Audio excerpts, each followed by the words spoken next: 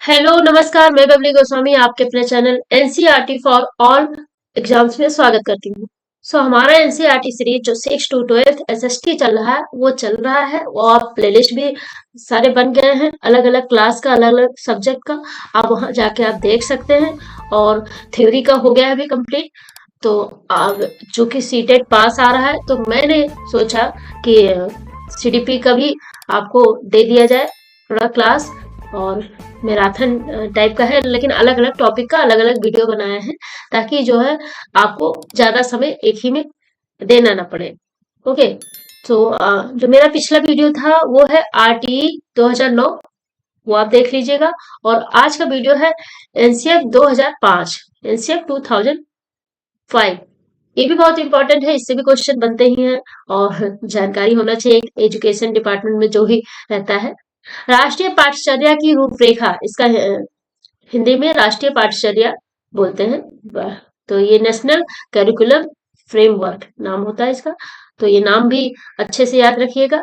तो हिंदी में है राष्ट्रीय पाठचर्या की रूपरेखा 2005, और इंग्लिश में नेशनल करिकुलम फ्रेमवर्क 2005। आगे बढ़ते हैं, ये है क्या? राष्ट्रीय पाठचर्या की रूपरेखा 2005 एक ऐसा दस्तावेज है जिससे ऐसे विषयों पर चर्चाएं की गई हैं कि बालकों को क्या और किस प्रकार से पढ़ाया जाना चाहिए। इसमें ये सारी, अगर कभी कोई पूछ ले ऐसे कि एनसीएफ 2005 क्या है, तो आप ऐसे एक ही ये दो लाइन में बता सकते हैं कि यह एक ऐसा रूपरेखा है, फ्रेमवर्क है 2005 का दस्तावेज है जिससे ऐसे विषयों पर चर्चाएं की गई है जिसमें बालकों को क्या और किस प्रकार से पढ़ाया जाना चाहिए, ये बताया गया है। आगे बढ़ते हैं। तो आगे है राष्ट्रीय पाठचर्या की रूपरेखा 2005 के मार्गदर्शी सिद्धांत। तो ये सिद्धांत क्या है, ये देखिए। ज्ञान को स्कूल के बाहरी जीवन से जोड़ा जाए, यानी किताबी ज्ञान ना दिया जाए, उसको बाहरी जीवन से प्रैक्टिकली बताया जाए। तो इसलिए कहा गया है ज्ञान को स्कूल के बाहरी जीवन से जोड़ा जाए। पढ़ाई को रटन प्रणाली से मुक्त किया जाए, बहुत जरूरी है रटन, लेकिन एक्चुअल में दिया तो ऐसे ही जा रहा है। जब बच्चा इंटर के बाद निकलता है तब पता चलता है अच्छा प्रैक्टिकली तो कुछ और है समाज में। जैसे मैथ्स का ही ले लो, तो मैथ्स के साइन कॉस थीटा, ये सब जो बताया जाता है इसको प्रैक्टिकली कहाँ बताया था, कहाँ पे यूज करना है। ऐसा नहीं है कि इसका यूज नहीं होता, लेकिन कहाँ पे यूज करना है ये नहीं बताया जाता है। पाठचर्या पाठ्यपुस्तक केंद्रित ना हो, तो वही बात, पाठ्यपुस्तक केंद्रित ना हो। जब यहाँ बोल दिया गया बाहरी जीवन से जोड़ा जाए, तो वहां से तुरंत ये निकल आया कि पुस्तक केंद्रित, यानी जो है टेक्स्ट बुक से ही ना जुड़ा हो, तो बस वही पढ़ लो, परीक्षा पास कर लो, हो गया। विद्यालय में दी जाने वाली शिक्षा को विभिन्न प्रकार की गतिविधियों से जोड़ा जाए। विभिन्न प्रकार की गतिविधियों यानी एक्टिविटी कराई जाए, उससे भी जोड़ा जाए, यानी खाली किताबी पढ़ाई, टेक्स्ट बुक पढ़ाया जाए, इतिहास भूगोल ये सब बताया जाए, यही ना हो, कुछ एक्टिविटी भी कराई जाए जो समाज सोसाइटी इन सब से जुड़ा हुआ हो। राष्ट्रीय मूल्यों राष्ट्रीय मूल्यों के प्रति आत्म अनुभूति विद्यार्थी तैयार किए जाए, यानी कि उनके अंदर नेशनल वैल्यू डाली जाए। तो ये तो जरूरी है। और पहले हमें याद है कि पहले बहुत होता था, अब शायद छोटे बच्चों में रहता है, लेकिन बड़ों मतलब 9th के बाद बच्चों में कम होता जाता है। तो ये है कि इसको आ, डाला जाए, तभी तो नेशनल एंथम होता है। और उसमें भी कई सारे प्लेज बोले जाते हैं। तो ये सब चीजें हैं, यही सब आया है तब से ये सब होने लगा है। तो राष्ट्रीय मूल्यों के प्रति आत्म अनुभूत तैयार विद्यार्थी तैयार किए जाए। राष्ट्रीय पाठचर्या की रूपरेखा 2005 के प्रमुख सुझाव। अब इसके जो प्रमुख सुझाव है, जो एग्जाम के पॉइंट से बनाए गए हैं, वो देखिए। बालक सक्रिय, यानी चाइल्ड एक्टिव है, बालक सक्रिय है, वह स्वयं से जाने और सीखे और जाने और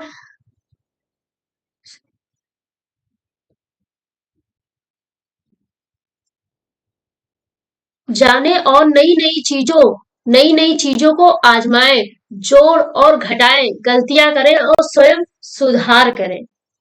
तो इसमें बताया गया कि जो बच्चा है वो नई नई चीजें जोड़े, घटाए, गलतियां करे और स्वयं सुधार करे। अगर बच्चा, जैसे हमने पिछले इसी में पढ़ाया था सीटीपी में, कि उसमें बताया गया था कि अगर जो बच्चा गलती करे तो एक अच्छी बात होती है, गलती कर रहा है फिर सुधार कर रहा है तो उसको ज्यादा समझ आएगी, आगे जब वो गलती करेगा तो उसको एक बात समझ में आएगी कि हाँ ये गलती जो है हो जाती है तो सुधार भी हो जाता है। ओके, तो जोड़ घटाए गलतियां करो स्वयं सुधार करे, सॉल्व करने के लिए उसी के ऊपर छोड़ा जाए, उसी को थोड़ा पुश करते रहे, बताते रहे, लेकिन खुद ना पूरा सॉल्व करके दे दे। ऐसा मैथ्स में हम लोग के टीचर जो है कराते हैं, एक बार सिखा दिया जाता है फिर उसके बाद जो भी मिस्टेक होती है जो भी होती है खुद कहा जाता है इसको चेक करो कहाँ गलत किया है। सीखना सक्रिय व सामाजिक गतिविधि है। सीखने में यांत्रिकता बार बार नहीं होनी चाहिए, सीखने में यांत्रिकता बार बार नहीं होनी चाहिए, यानी बार बार जो है यांत्रिकता का, और फिर इसमें बार बार लिख दिया यांत्रिकता नहीं होनी चाहिए, यानी बार बार एकाग्र होने की जरूरत नहीं है, वो आ जाता है।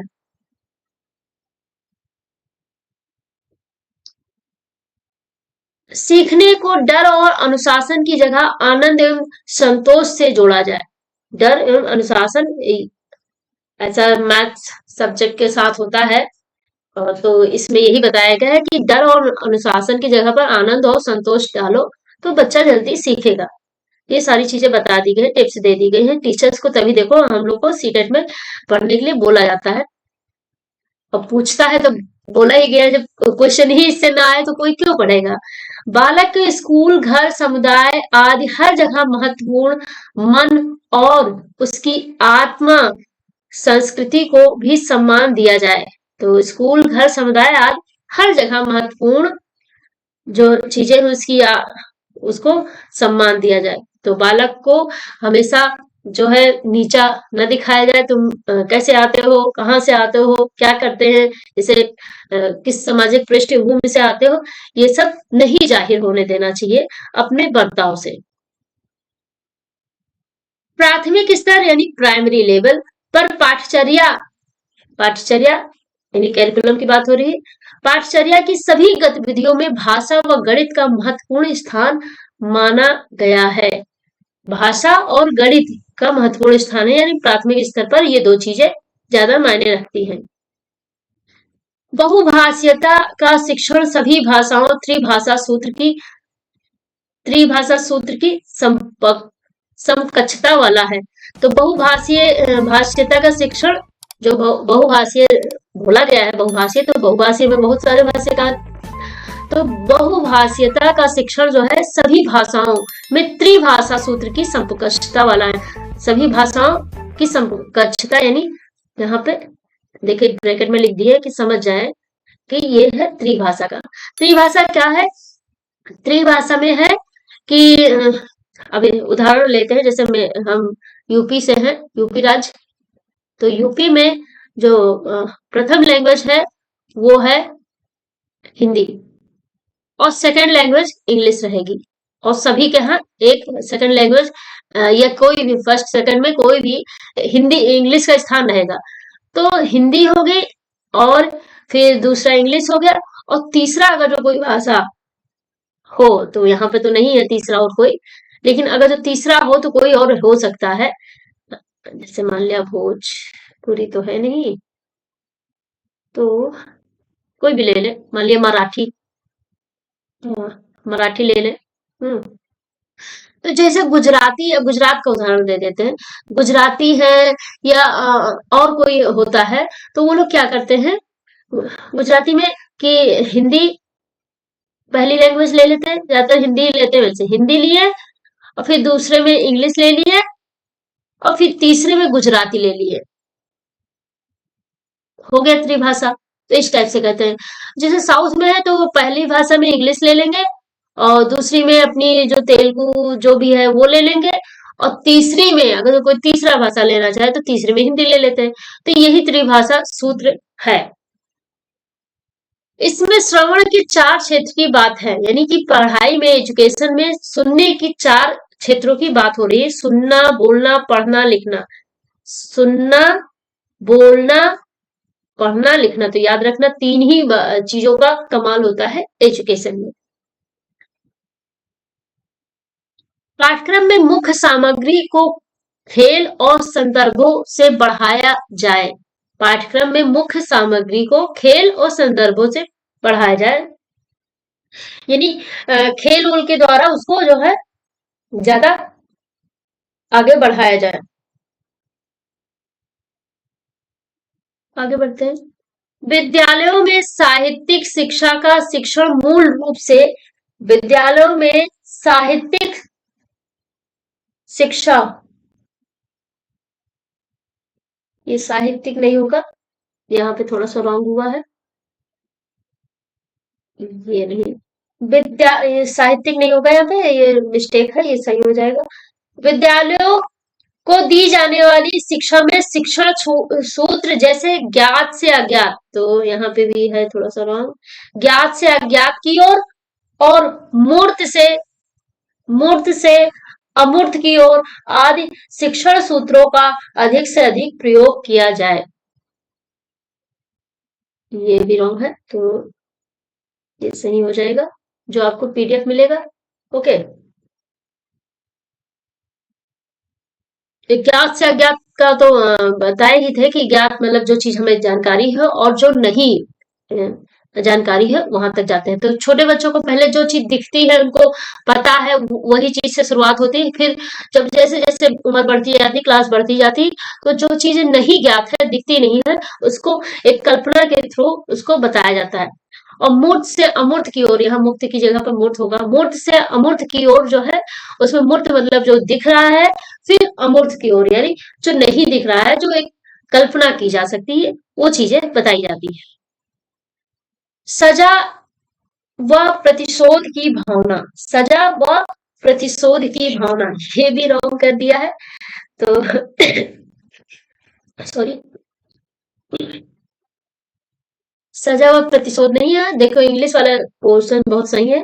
तो सजा व प्रतिशोध नहीं, सजा व पुरस्कार की भावना, पनिशमेंट एंड वेगनेंस को भी सीमित किया जाए, यानी पनिशमेंट, सजा और प्रतिशोध की भावना को भी सीमित किया जाए, न ज्यादा सजा दी जाए, और प्रतिशोध जो है, पुरस्कार, प्रतिशोध नहीं होगा यहाँ पे, पुरस्कार होगा, पुरस्कार की भावना भी रखा, यानी हर बात पर पुरस्कार न दिया जाए, हर बात पर सजा भी न दी जाए। सह शिक्षा, आगे बढ़ते हैं। सह शिक्षा गतिविधियों में बच्चों के अभिभावकों को भी जोड़ा जाए, जो सह शिक्षा गतिविधि जो भी हो, तो उसमें उनके पेरेंट्स को भी जोड़ा जाए।